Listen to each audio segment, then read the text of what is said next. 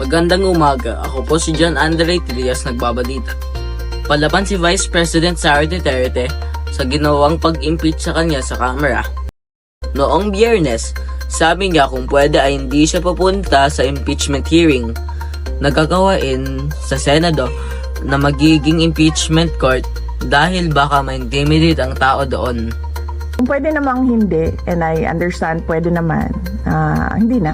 Oo. Kasi baka ma-intimidate lang sila lahat sa presence ko doon. Sinabi ni Duterte na wala pa sa isip niya ngayon na mag-resign sa pwesto. Sabi ni Senate President Francis Escudero na sisimulan pa sa June 2025 ang trial.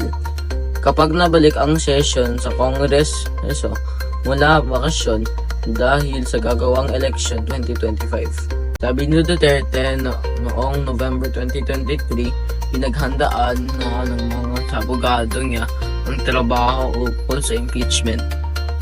Sinabi din ni Duterte, kakausapan din niya ang kanyang ama na si dating Pangulong Rodrigo Duterte na huwag nang manguna bilang abogado sa kanyang impeachment case dahil sa edad nito.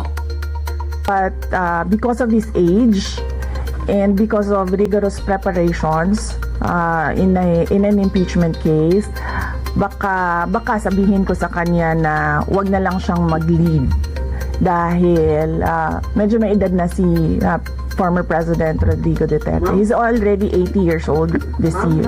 Dinanay din ni Duterte na may assassination threat siya laban sa Pangulo. I did not make an assassination threat to the President. Sila lang nagsasabi niyan. Sila lang nagsasabi may assassination, sila nagsasabi may assassin, may gunman.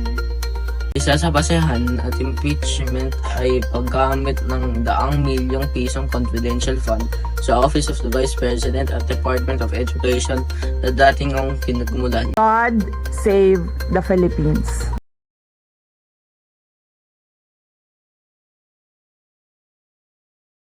Ako po muli si John Andre S. Trias nagbabalita.